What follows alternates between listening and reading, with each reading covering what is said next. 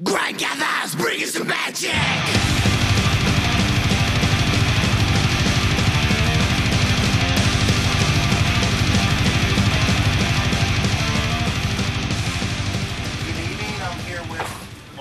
Melechesh. How you pronounce your name again for the people out there? The band name? Yeah. Band name is Melechesh, or to be more authentic, Melechesh. Okay. What's the meaning behind that? It's Hebrew and Aramaic for King of Fire. Melech means king. Esh means fire. Okay. Thank you for taking the time to do the interview. I heard the tour is going good, and what's your perspective of the tour so far? It's been going great. Great crowd. I mean, it's different than Europe. So for us, it's the first time being in the U.S. So we're still getting used to the market, the crowd, the way things work. But so far, it's just been great. We've been also touring with Ronnie Price and Hayes, just keeping up us full of some good adventures and memories. So let's talk about the new album, Epigenesis. Epigenesis. How's this album different from the other previous efforts you guys put out? I mean, it's all part of a larger quest. You know, when you record an album, so they're different, but there's always it's a continuation of what we did before. And I think some of the different aspects are we experimented with some 70s psychedelic aspects, more instrumentals.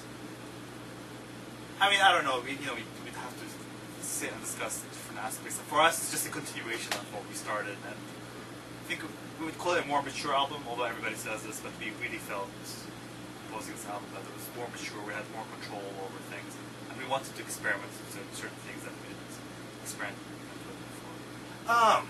Why you guys decided to record the album in Turkey instead of Europe or the US or like most, quote unquote, European metal bands do?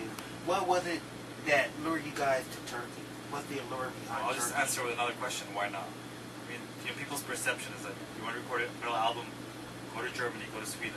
Why not Istanbul? They have the studio we recorded in was an amazing studio, amazing equipment. Sound engineers that had PhD in sound, they could give you anything. So for us, there was a statement we wanted to make. Like the band started in the East, wants to go back to the East to record there, and also why not record in Istanbul? They have great stuff. So for our music was perfect. The drums are extremely loud and diverse on the second track, The Grand Gothas about Sin. What is the band trying to convey musically and the concept wise? I mean, it's loud because it's metal, but also this is like probably what the fastest song on the album. So production wise, we wanted that to be apparent. And what was your other question? All right. What you try to convey musically and concept wise? Many things. I mean, many things. Mainly focus on Mesopotamian mythology. So in this song, it was about the moon god Sin. That was what was going on in that track. I heard it was said that what's his name, the singer, recorded the vocals naked in the studio. Is this some kind of ritual or something? It's not a ritual. It's just you're trying to get the most. I mean, it could sound. But the guy, he was in an isolated room where no one could see him, and we were in the mixing booth. It was just to experience the music fully, just like no inhibitions whatsoever. It was freak out there, and it was dark. It was one light. So it just created this atmosphere, and you want that in the studio. You want to try to create an environment that conveys, that helps you recreate the music and live it fully. So that was why he did this. Prescripture was a member of the band since the beginning with Dinge. Since Dinge. Yeah. What have you learned from him musically and as a person from Prescripture? He's not in the band anymore, and he hasn't been in the last two albums, so he left a long time ago. I mean, during his time there. He's a great buddy. He's actually at the show tonight. He lives nearby, so he came to visit. Very good friends. I mean, we've shared a bond with Absu since the very beginning. We were corresponding since the early 90s.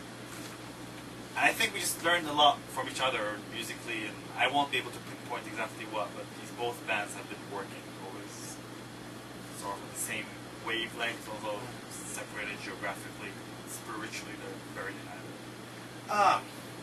When you guys were living in Jerusalem, how hard was it as a black metal band, being from the quote-unquote the Holy Land? It was not that easy, but then again, in this that part of the world, nothing is really easy, and there's persecution going on for many other reasons. So being a black metal band wasn't the most dangerous thing to do. Actually, for some people, it was just absurd. But we did get some problems at one point. The local newspaper made an article about the band, but twisted it and turned it into a story about a satanic cult. And that, the authorities and the police sort of they started getting worried, and that happened at the same time. Murder that was remotely linked to Satanism happened at the same time. So they linked things together, and it was hard, but that's past, and we lived with it. I think for us, the obstacles were a great motivation to write music. One last question. Band members have lived in the U.S., Africa, many other countries. Does it feel liberating in a sense to experience other cultures? And of course, yeah. It's what keeps the band going. I think is that it's not limited geographically, and therefore musically, it's also not. We always want to push the boundaries of our music, of what inspires us, and being basically a band that's spread out across the globe helps. It's hard because I live in Virginia, the band lives in Holland, so to get it to work is not always easy, but at the end of the day, it ends up being something we use for our advantage. So how's living in Virginia different from? What kind Very of culture? different. What adjustments you had to make? I mean, I'm from Bethlehem, the real Bethlehem. I'm Palestinian from Bethlehem. I lived in France and now live in the U.S.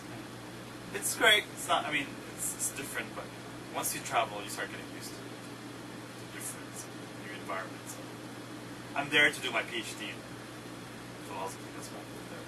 All right, congratulations, and thank you for doing this interview. I really Thank you. appreciate it. Man, I'm looking forward to seeing you guys, and I'm looking forward to enjoying your CD. Hopefully you enjoy it. Okay.